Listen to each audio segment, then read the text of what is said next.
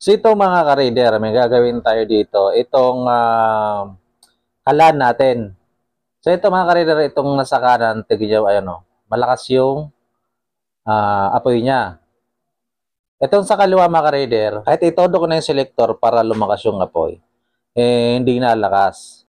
Itong gagawin natin mga ka-reader para maayos to at mapalakas natin uli ang apoy ng ating kalan. Itong gagawin natin dito mga ka-reader, tanggalin nyo lang itong dalawang tornilyo. Gamit lang kayo ng screwdriver. Pag natanggal nyo na yung screw, ito naman, gamit kayong 9mm open, o kaya adjustable o vice grip, tanggalin nyo lang to, naka-thread lang yan.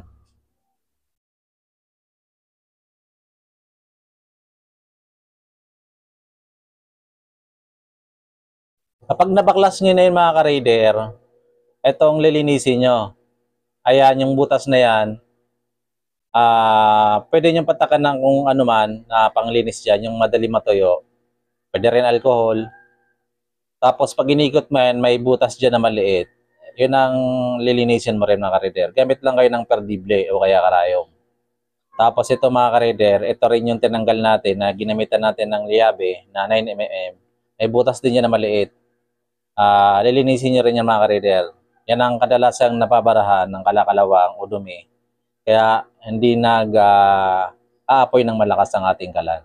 Kapit lang kanito mga ka-raider. Ayan, no? Ginamit ko dito perdible maliit.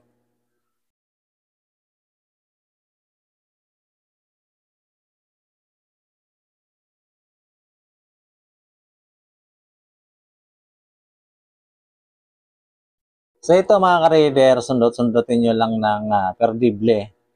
Kapag hindi nyo makita mga ka-raider yung butas na yan, ikutin nyo lang itong selector.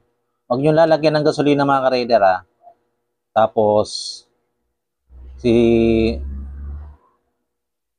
ang ano dito mga ka-raider, di ba pagka in-start mo yan, nagkiklik o gagawa ng kuryente o apoy.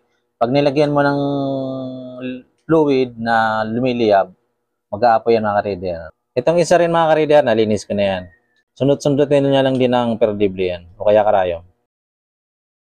So ito mga ka-raider, naikabit na uli natin. Ready na to for testing. So ito mga ka-raider, naikabit na natin. Another tips mga ka-raider para malaman nyo kung may singaw. Ayun o. Gamit lang kayo ng bula. Ayun o, nilagay ko ng bula.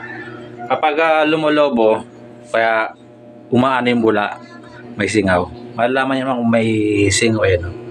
Sabihin niya walang singaw. Pag may lumobo dyan, na parang may nalabas na hangin, may leak yun mga ka-raider. Ito mga ka-raider, another tips no. Diba dapat ganyan siya. So pag start nyo mga ka-raider, pag start mo, hindi siya umaapoy. Kumbaga hindi siya tumutuloy. Hindi nagkakaapoy dito. Ganito lang gawin nyo mga ka-raider. Ayan o. Ito. Itong part na to, try nyo iikutin. Pag ganyan mga ka-raider. Try nyo ikutin. Basta laro-laroin nyo lang ito mga ka-raider. Pag ganyan, kaya pag ganun.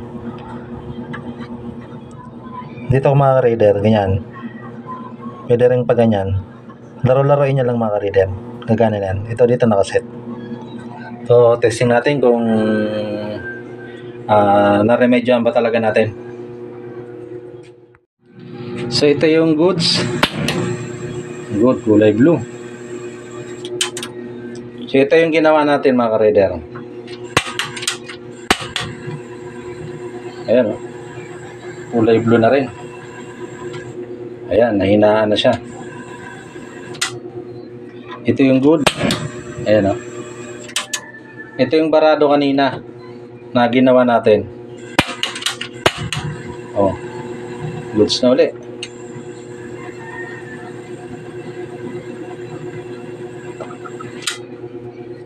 Tapos ito mga ka-raider, itaktak nyo rin, mamaya-maya kalakalawang yun sa loob. Iumpog nyo na parang ganito. Parang yung mga kalakalawang dyan, malaglag. Sa YouTube mo ito napapanood, pa-subscribe naman ako, pakita ang notification bell para sunod na upload ko na-notify ka. Sa Facebook mo naman ito napapanood mga ka-reader, papalo na ako, pa-share tong video para makatulong sa iba. Sa ibang mga problema sa bahay. Hindi muna tayo motor mga ka-reader. DIY muna tayo sa kalan. Okay? Ang pag-like at pag-share niyo mga ka-reader ay malaking tulong na sa akin.